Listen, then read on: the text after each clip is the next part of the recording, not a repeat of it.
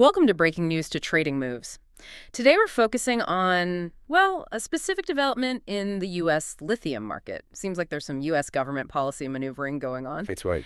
And we're going to do a deep dive just looking at the market winners and losers that might come out of this specific news item. Okay. And the headline event really centers on Lithium Americas, that's ticker WELAC, and their big project, Thacker Pass, out in Nevada. Right. Thacker Pass, we've heard about that one for a while. We have. It's been developing. But this latest news, it kind of elevates it, makes it feel more like maybe a national priority. How so? What's the actual news? Well, the big thing is the U.S. government is reportedly considering taking, get this, up to a 10% equity stake in LAC itself. Wow, okay. 10% equity, that's not just a loan. Exactly. And it seems to be linked to renegotiating a Department of Energy loan, a DOE loan, potentially worth around $2.26 billion. $2.6 billion, that's a huge number. It is. And it definitely changes the financial picture for the project. The idea is this funding helps them hit their production target around 40,000 tons per year, with first production hopefully before 2028. Okay, I want to pause on that equity stake for a second. 10%. The government as an owner, not just a lender, what does that actually signal? That's really the core question, isn't it? Yeah. Moving from just lending money, like the DOE loan, to actually taking equity, well, it's a much deeper level of commitment. Right. They share in the upside, but also the risk. Kind of. But more importantly, it signals political backing, national priority. For other investors, this helps de-risk the project timeline.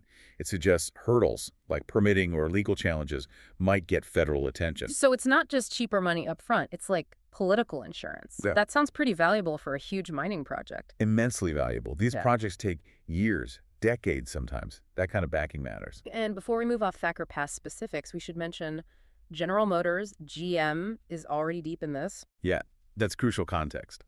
GM already holds a 38% stake in the project itself. 38%. And they have rights to the lithium too, right? Correct. They've secured the rights to the Phase 1 offtake, so they're not just an investor, they're the primary customer initially. Okay, so GM's existing position plus potential government equity. That sets up our winners nicely. Let's talk about them. Who's first? Well, the most direct beneficiaries have to be the U.S. lithium developers and producers themselves. Makes sense. The policy wind is at their backs now. Federal money, federal equity. It lowers their cost of capital, makes timelines maybe a bit more certain. Exactly. It signals a favorable environment for domestic supply chains. So LAC, Lithium Americas, is the obvious direct winner here because of the news itself. Right. But it could also help others. Think about Albemarle, ALB. They're a major U.S.-listed producer already. Stronger government support for domestic lithium could, help their expansion plans. And maybe give them better pricing power against imports. Potentially, yes. If policy favors domestic, it strengthens their hand compared to overseas material. Okay, so U.S. producers are category 1. Who's next? You mentioned OEMs. Right, the original equipment manufacturers, the automakers, specifically the ones who were smart, or maybe lucky, enough to lock in U.S. lithium supply early on. Ah, strategic foresight paying off. Why is that such an advantage now? Well, a big part is compliance. Think Inflation Reduction Act, the IRA. Domestic content rules. Precisely. Having domestic offtake contracts helps them meet those thresholds. That means consumer tax credits for their EVs. Plus, it reduces supply chain risk and might help stabilize their battery costs, which can be all over the place. And GM looks like the prime example here, given their Thacker Pass position. Absolutely. That 38% stake and the Phase 1 offtake rights. It's not just a supply contract, it's a deep strategic position. It directly supports their U.S. electric vehicle plans. They got in early. What about Tesla? TSLA, they're huge in U.S. EVs. Yeah, TSLA benefits too, maybe more broadly. While they don't have that specific Thacker Pass deal like GeoGem, anything that boosts U.S. lithium production overall is good for them. How so? Well, it helps their whole North American battery supply chain, including their refining operations down in Texas. More domestic lithium means a healthier, less constrained market for everyone operating here. Okay, that makes sense. So we've got miners, OEMs with deals. You mentioned a third group of winners, maybe less obvious. Yeah, this is when people sometimes forget. The companies that actually build the mines and supply the big gear. The U.S. mining engineering, procurement, construction firms, EPCs, and the heavy equipment guys. Ah, the picks and shovels play. Pretty much. Getting Thacker Pass fully greenlit with billions in funding means immediate orders. Not just for digging, but for complex processing plants, site development, big fleets of machinery. Can you give examples? Who are we talking about? Sure. For the EPC side, think about a company like Fluor, ticker FLR. They specialize in these large, complex industrial builds, like the chemical plants needed to process the lithium ore.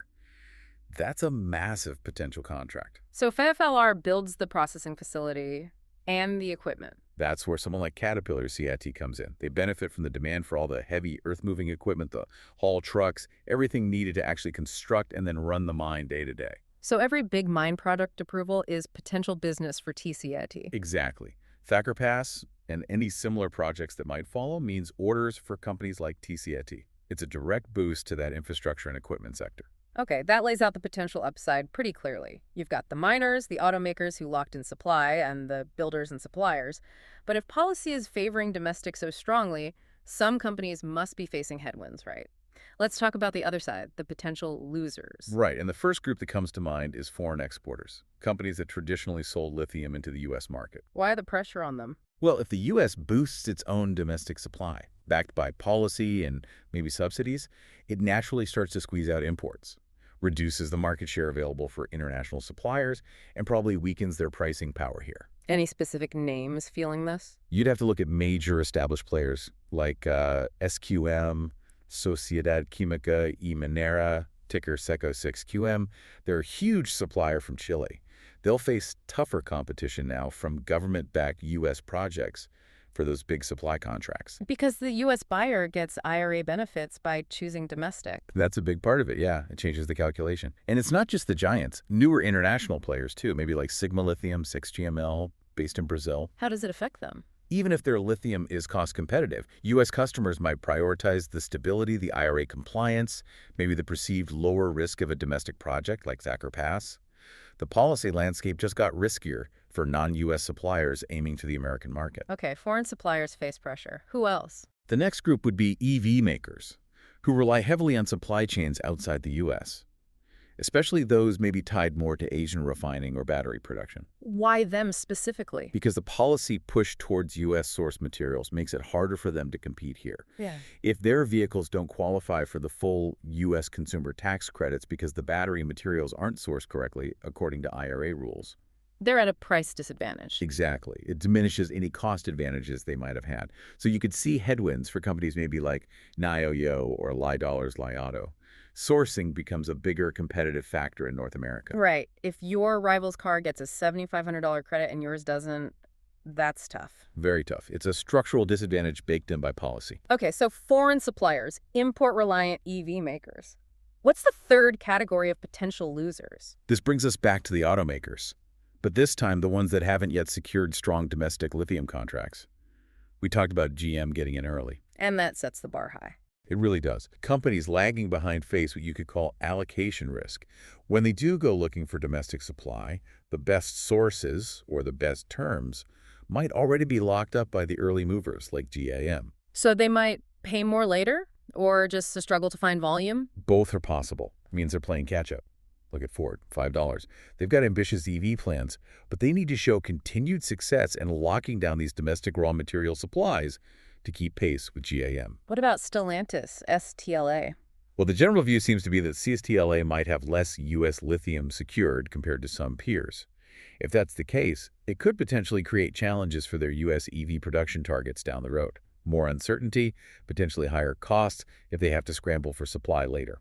So it sounds like this potential government move with LAC and Thacker Pass really draws some clear lines. It defines winners and losers across mining, auto manufacturing, even equipment suppliers. It's a strong signal favoring domestic development.